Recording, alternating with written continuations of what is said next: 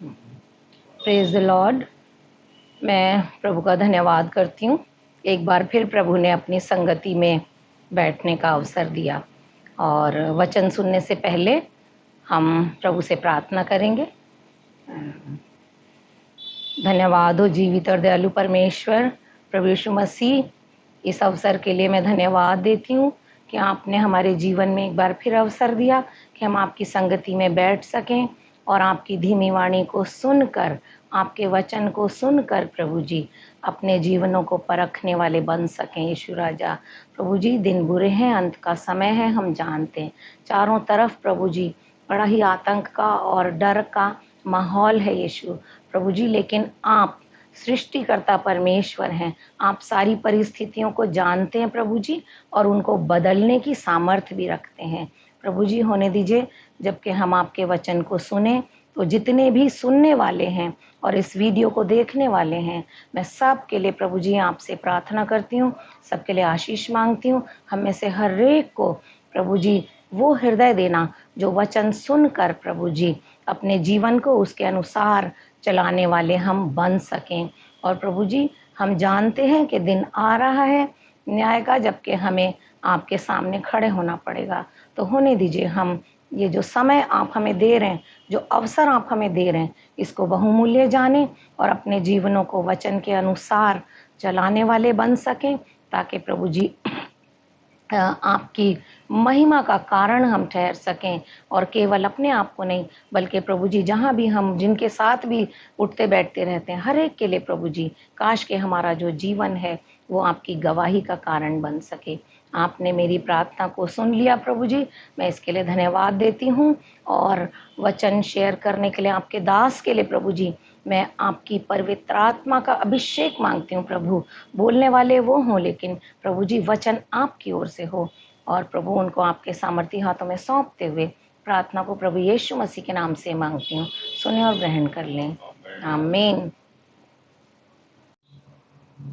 जीवित और दयालु परमेश्वर हमारे प्रभु यीशु मसीह का हम बहुत बहुत धन्यवाद करते हैं एक बार फिर से कि प्रभु यीशु मसीह ने आज तक जीवितों की जमीन पर रखा, भला चंगा रखा और ये बहुमूल्य समय दिया कि हम लोग एक बार फिर से जीवित परमेश्वर के बहुमूल्य वचन पर विचार कर सकें। इब्रानियों का 13:5 में एक बहुत ही बढ़िया बात लिखी है और वहाँ पे लिखा है कि तुम्हारा जो स्वभाव है वो लोभ रहित हो। बाइबल कहती है, इब्रानियों का 13:5 में लिखा है कि मैं तुमसे वायदा करता हूँ। वायदा क्या है? अगर तुम्हारा स्वभाव जो है वो लोभ रहित रहेगा तो मेरा वायदा है तुमसे। वायदा क्या है? कि मैं तुम्हें कभी ना छोड़ूंगा और ना कभी तुम्हें त्यागूंगा। जमीन और आसमान का रचने वाला परमेश्वर कहता है, मैं कसम खाता हूं मैं तुम्हें कभी ना छोड़ूंगा और ना कभी तुम्हें त्यागूंगा। और बाइबल कहती है, मत्ती 24:35 में लिखा है कि जमीन और आसमान टल जाए, ऐसा हो सकता है, लेकिन मेरी कहे हुए जो वायदे हैं वो अटल हैं, वो कभी टलने वाले नहीं है। मैं पूरा करने को तैयार हूं अगर मेरी आज्ञा को मानो। आज्ञा क्या है? तुम्हारा जो स्वभाव है वो कैसा होना चाहिए? लोभ रहित, जिसमें लालच ना हो। मेरे प्यारों, आज से हजारों साल पहले एक खुदा का दास हुआ अलीशा। उसके समय में नामान कोड़ी की चर्चा हम लोगों ने कई दफा पढ़ा होगा, सुना होगा। दूसरा राजा 5 बाब में इसका बयान है। नामान कोड़ी एक ऐसी छोटी बच्ची को अपने घर में लेकर आया जो उसकी पत्नी की सेवा करे, और वो परमेश्वर की डरवैया थी, खुदा से डरने वाली थी। और उसको जब पता चला कि मेरा दास नामान जो है वो कोड़ी है, तो उसे अपने स्वामी से कहा कि अगर मेरा स्वामी सोमरोन में चला जाए जहाँ खुदा के दास रहते हैं, तो खुदा के दास इसके लिए प्रार्थना करेंगे और इसका जो कोड़ है वो दूर हो जाएगा। और जब नामान कोड़ी अलीशा के पास पहुंचा तो बाइबल कहती है, अलीशा ने अपने घर के अंदर से ही कहा, आए नामान, जाके यर्दन में 7 बार डुबकी मार, और 7 बार जब तू डुबकी मारेगा तो तेरा कोड़ जो है वो जाता रहेगा।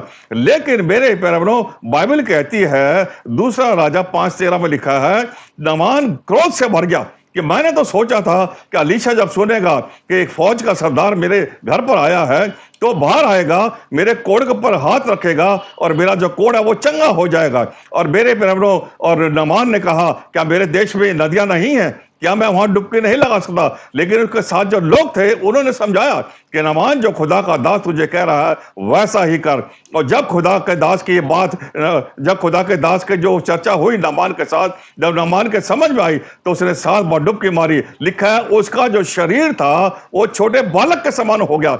लेकिन जैसे इसे चंगाई पाई तो नामान अलीशा के पास आया और अलीशा से कहने लगा, हे खुदा के दास, मैं आपको भेंट देना चाहता हूं। लेकिन खुदा के दास ने कसम खाई कि मैं तुमसे कोई भेंट नहीं लूंगा। और प्यारे बहनों, लेकिन जो गेजी वहां पर खड़ा हुआ था वो देख रहा था कि मेरे दास ने से खुदा के दास ने इससे कुछ नहीं लिया। लेकिन कहता, बाइबल कहती है, दूसरा राजा 5:20 में लिखा है, गेजी ने कसम खाई कि मैं इस नामान के पीछे दौड़ूंगा, उसके पीछे पीछे जाऊंगा और उससे कुछ ना कुछ लेकर आऊंगा। गेहजी जानता था 5 हुक्मों में एक हुक्म है निर्गमन 20 में और व्यवस्था 5 में, ये जानता था कि किसी चीज का हमको लालच नहीं करना मेरे बहनों। लेकिन जब गेहजी ने देखा कि मेरे दास, खुदा के दास अलीशा ने इससे कुछ नहीं लिया, तो ये दौड़ा और दौड़कर इसने नमान को रास्ते में रोका।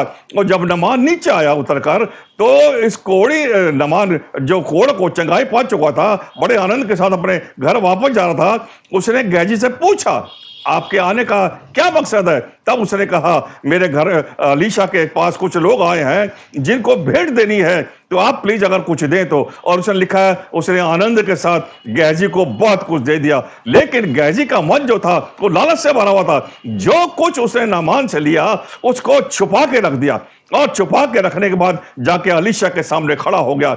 और तब अलीशा ने पूछा, गेहजी तू कहां से आता है? तो गेहजी ने कहा, मैं तो ऐसे ही यहाँ गया हुआ था और वहां से यहाँ आ रहा हूं। लेकिन अलीशा जो खुदा का दास था, खुदा ने उसके ऊपर रिवील किया था कि गेहजी ने क्या क्या करा है, कैसे लालच करके अपने जीवन को व्यर्थ कर दिया है। और तब अलीशा ने गेहजी से कहा कि जो तूने किया है वो अच्छा नहीं किया। तूने लालच में आकर वो ले लिया जो तुझे नहीं लेना चाहता। तूने देखा था, मैंने मना कर दिया था मेरे बहनों। लेकिन गेहजी ने जो लालच किया उसको जो प्रमाण मिला, उसका जो उत्तर उसका मिला, उसका ये है, अलीशा ने कहा, जा नामान को जो कोड़ था वही कोड़ तुझे लगे और तेरे बाद तेरे वंश को भी लगे। और लिखा है वो उसी समय सफेद हो गया और उसको कोड़ हो गया। मत्ती 16:26 में लिखा है, अगर मनुष्य तमाम दुनिया को प्राप्त करे और अपने प्राणों की हानि उठाए तो उसे क्या लाभ होगा? मैं और आप सब कुछ प्राप्त कर ले और फिर भी लालच में रहे तो मुझे और आपको कुछ मिलने वाला नहीं है। हम जानते हैं यहूदा स्कूती के बारे में, बाइबल कहती है मत्ती 26:14 में लिखा है, वो याजकों के पास गया और कहने लगा, अगर मैं यीशु को पकड़वा दूं तो बताओ तुम मुझे क्या दोगे? तो बाइबल कहती है लोगों ने कहा, हम 30 चांदी के सिक्के तुम्हें तोल के दे देंगे। और बाइबल कहती है उसे सिक्के लिए और यीशु मसीह को किस तरीके से चुम्मा लेकर प्यार करके उसको गिरफ्तार करा दिया, ये बाइबल कहती है मेरे बहनों। लेकिन 27 में लिखा है, 26-14 में लिखा है उसे सिक्के लिए पकड़वा दिया। लेकिन 27 में लिखा है, जब यहूदा स्कूती ने देखा कि मैंने निर्दोष को पकड़वा दिया है, उसको क्रूस पर चढ़वा दिया है, तो बाइबल कहती है उसने कहा, मैंने निर्दोष को क्रूस पर चढ़वाया है, ये अच्छा नहीं किया। और लिखा है वो चांदी के सिक्के याजकों ने दिए थे उनके पास फेंक के चले गए, वो चांदी के सिक्के उसके किसी काम नहीं आए। और लिखा है फांसी पर लटक कर अपनी जान को दे दिया। बाइबल कहती है यदि मनुष्य तमाम दुनिया को प्राप्त करे और अपने प्राणों की हानि उठाए तो उसे क्या लाभ होगा? मत्ती 10:28 में लिखा है वहां पे, उससे मत डरो जो शरीर को नाश करते हैं, उससे डरो जो शरीर और आत्मा दोनों को नाश करता है, उसका नाम है प्रभु यीशु मसीह। दाऊद के बारे में हम लोग जानते हैं मेरे प्यारे बहनों, दाऊद जो था परमेश्वर के मन के मुताबिक था।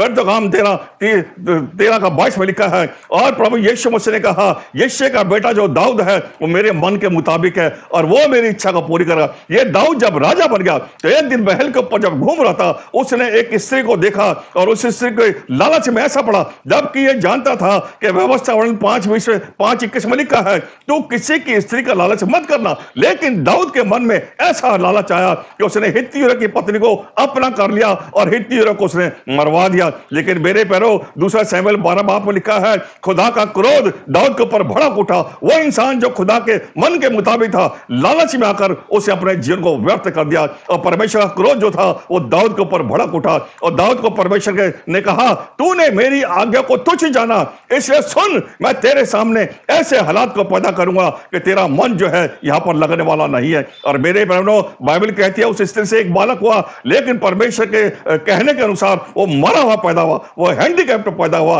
और इसके बाद पर दाऊद ने कहा कि मैं अब परमेश्वर के पास जाऊंगा, उपवास करूंगा, परमेश्वर से प्रार्थना करूंगा और प्रभु से कहूंगा, प्रभु मुझसे गलती हो गई है, मुझको क्षमा करके इस बच्चे के प्राण को वापस लौटा दीजिए। लेकिन बाइबल ये कहती है परमेश्वर ने उस बच्चे को मार डाला। मेरे प्यारे बहनों, अगर मैं और आप लालच में फंसे हुए हैं, आज विचार करें। यदि मैं और आप दुनियादारी में फंसे हुए हैं, आज विचार करें। बाइबल कहती है पहला तीमुथियुस 6:8 में लिखा है, हमारे पास जो कुछ है हम उस पर संतोष करें, ना दाएं जाए ना बाएं जाए, ना आगे बढ़े ना पीछे, जो हमारे पास है। क्योंकि बाइबल कहती है बहुत से लोगों ने इस धन को प्राप्त करते करते अपने आप को विनाश के समुद्र में डुबो दिया। और बाइबल कहती है अपने आप को दुखों से छलनी कर लिया। और बाइबल कहती है हे मेरे जन, हे विश्वासी लोगों, हे मेरे प्यारे बहनों, इन बातों से भागो, शारीरिक बातों से भागो, धर्म, मेल मिलाप, संयम, इनका पीछा करो, इससे पहले कि अचानक सब कुछ घट जाए। आइए आखिर में हम आज पढ़ेंगे रोमियो का 8 बाब उसके 5 आयत में। देखिए क्या लिखा है, जल्दी से हम लोग पढ़ेंगे, फिर हम लोग खत्म करेंगे। रोमियो का 8:5 जल्दी से पढ़िए। क्योंकि शारीरिक व्यक्ति शरीर की बातों पर शारीरिक व्यक्ति जो है वो शरीर की बातों पर मन लगाता है, परंतु आध्यात्मिक आत्मा लेकिन जो परमेश्वर से प्रेम करता है, जो आत्मिक व्यक्ति है, वो आत्मिक बातों पर विचार करता है। आगे पढ़िए। परंतु आध्यात्मिक आत्मा की बातों पर मन लगाते हैं। हाँ जी, आगे पढ़, जल्दी पढ़िए। शरीर पर मन लगाना, याद रखिए, मैं आखिर में खत्म करने जा रहा हूं। शरीर पर मन लगाना मौत है, याद रखिए।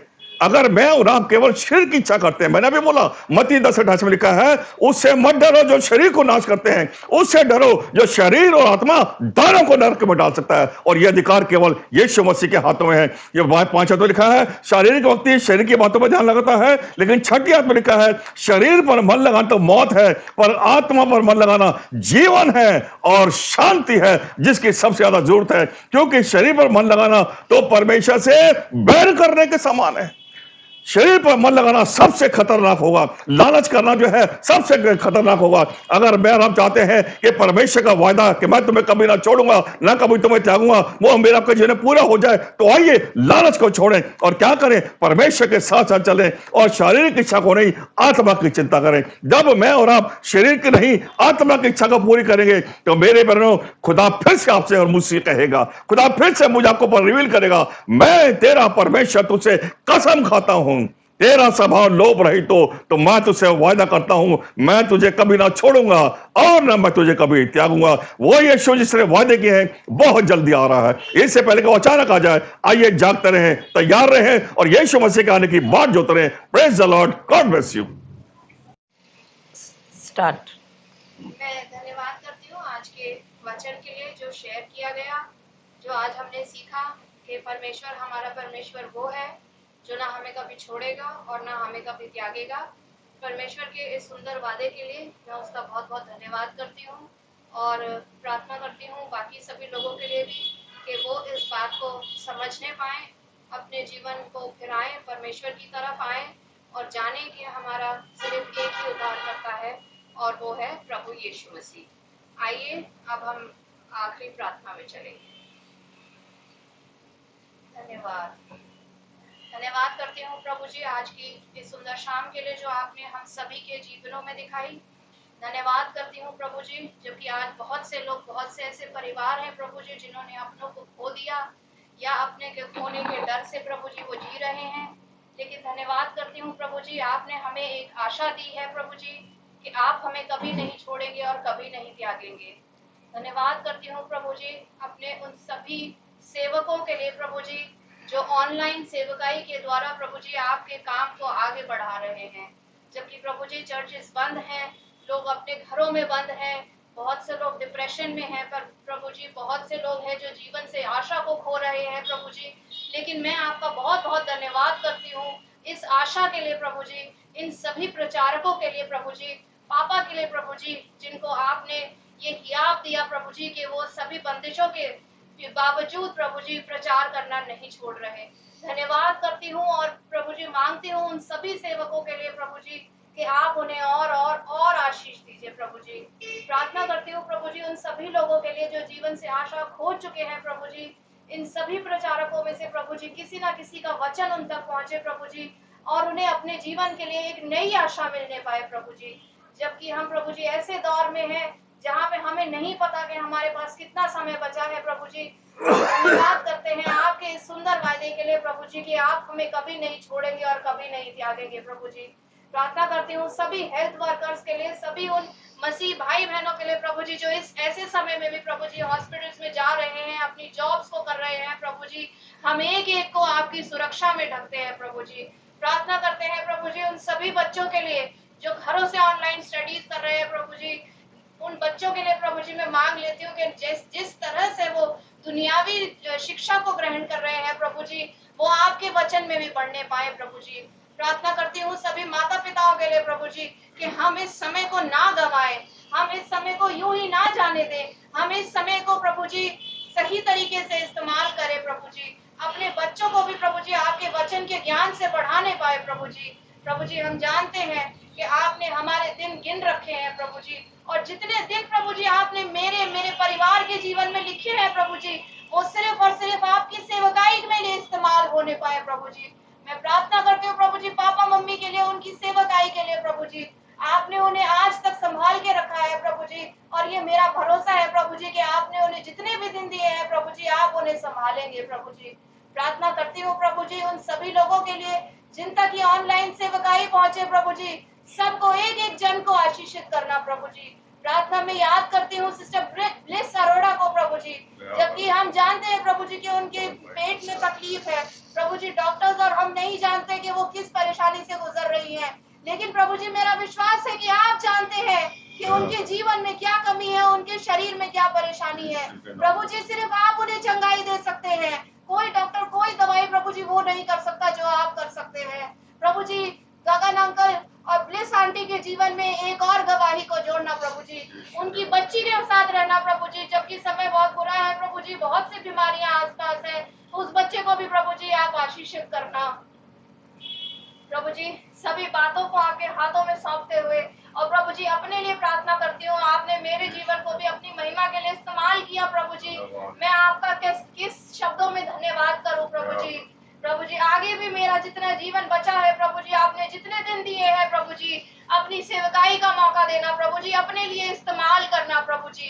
सभी लोगों को, जितने लोग इस ऑनलाइन सेवकाई से प्रभु जी जितना सुने प्रभु जी, उसको ना सिर्फ सुने प्रभु जी, उसको अपने जीवन में इस्तेमाल करने वाले होने पाए प्रभु जी। एक एक जन के जीवन में प्रभु जी गवाही देना कि जब हम कोविड-19 के बाद अपने घरों से बाहर निकले तो हम कहने पाए कि हम उस परमेश्वर के मानने वाले हैं जो ना हमें कभी छोड़ता है और ना कभी त्यागता है, और उसी परमेश्वर ने हमें मौका दिया है कि हम अपने जीवनों से लोगों को गवाही दे और आत्माओं को जीते प्रभु जी। इस आगे की प्रभु जी जितनी भी हमारी ऑनलाइन सेवकाई है प्रभु जी पापा की, उसको आपके हाथों में सौंपते हुए मांग लेती हूँ इस प्रार्थना को प्रभु यीशु मसीह के नाम से, आमीन।